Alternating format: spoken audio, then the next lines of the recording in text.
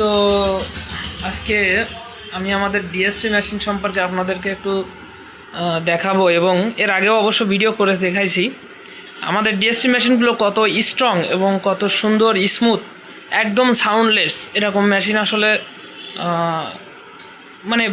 মানে বিশেষ করে যতগুলো মেশিন আছে আমাদের দেশে তৈরি হয়, তো আমার কাছে মনে হয় ডিএসপি মেশিনের উপরে আসলে কোনো ভালো মেশিন নাই। মানে ডিএসপি মানে এত সুন্দর একটা মেশিন, মানে এটার যে ফিডব্যাক এবং এটা যে স্মুথ, যে সুন্দর চলে, আর আপনার ব্যাটারি চার্জিং কাট অফ, মানে সব দিক থেকে একটা মেইনটেন্স খুব সুন্দর।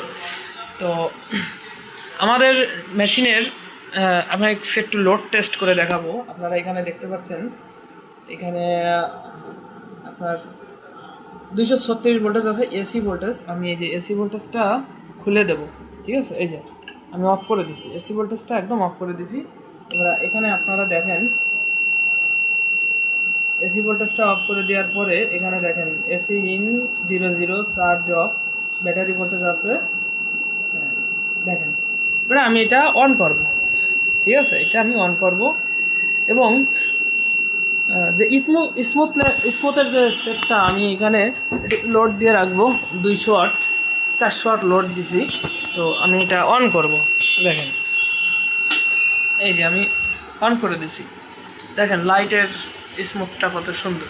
তো আমি এখানে আগে আমি লোডটা কমিয়ে দিলাম, কমানোর পর আমি এখানে ভোল্টেজটা আপনাদেরকে দেখাবো। 220 ভোল্ট এখানে দেখেন, এই যে আমার মিটারে এখানে 221 ভোল্ট শো করতেছে, 220 ভোল্ট।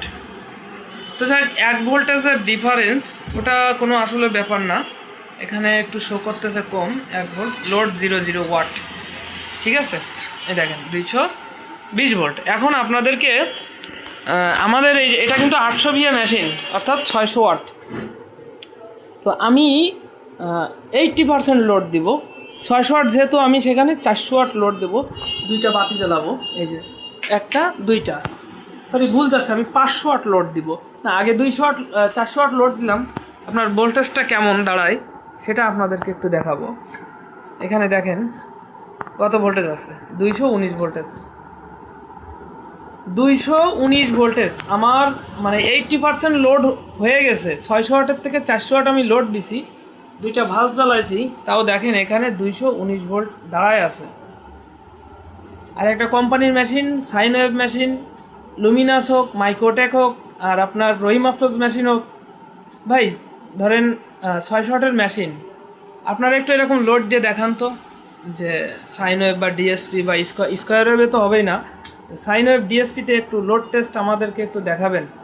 যারা বড় বড় কথা বলেন কোম্পানির মেশিন নিয়ে, তারা একটু লোড দিয়ে এরকম দেখাই দেবেন, স্ট্রং লোড দিয়ে আমাদের একটু দেখা দেবেন। আমি আরও একটা লোড দেব, এই যে 500 ওয়াট, ভালো করে দেখেন, এই যে দেখেন 500 ওয়াট আমি লোড দিছি, দেখেন ভোল্টেজ কত দাঁড়ায়, 219, দেখতে পাচ্ছেন?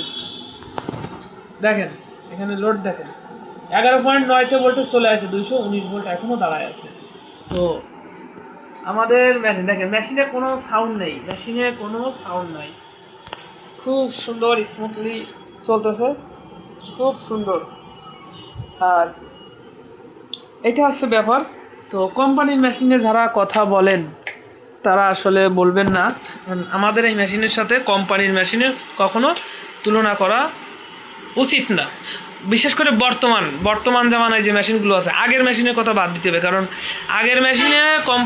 আগের কোম্পানির মেশিনে এই ট্রান্সফরমার তামা ছিল সুন্দর একটা, এসএমডি বাদে, যে আমরা যে পার্টসগুলো লাগাইছি এসএমডি বাদে তারা দিত। তখন মেশিনের দামও ছিল, একটা কোম্পানি মেশিনের দামও তখন অনেক, এবং এরকম স্ট্রং ভোল্টেজ থাকতো। কিন্তু এখনকার মেশিন একটু স্ট্রং ভোল্টেজ আমারে রেখে দেখায়েন। এতে আপনি এই 800 মেশিনে আপনি 5টা ফ্যান চালাবেন, 5টা ফ্যানই ফুল স্পিডে চলবে। আমি এখানে 500 ওয়াট জ্বালাই দেখালাম, এই যে আমারও দেখাচ্ছি, এই যে 500 ওয়াট জ্বালাই দেখাচ্ছি, ঠিক আছে? তার মানে একটা ফ্যান কত ওয়াট, যদি 85 ওয়াট করে হয় তাহলে 5 গুণ 85, তাহলে কত দাঁড়ায়? আর আমি তো এখানে ডাইরেক্ট ফিলামেন্টের ভাল্ব 500 ওয়াট জ্বালাই দেখাইছি।